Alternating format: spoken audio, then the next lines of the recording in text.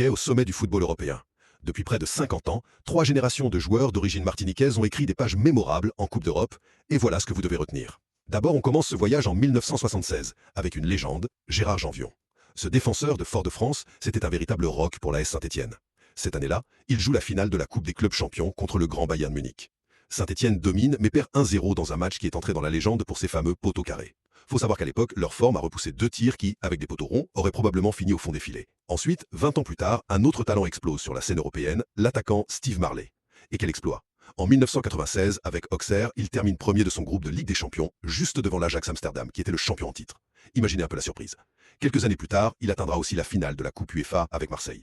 Enfin, aujourd'hui, la relève est brillamment assurée par Malo Gusto. D'origine martiniquaise par son père, ce défenseur a connu une année 2025 exceptionnelle avec Chelsea. Il a remporté 2 trophées majeurs, la Ligue Conférence et la Coupe du Monde des clubs.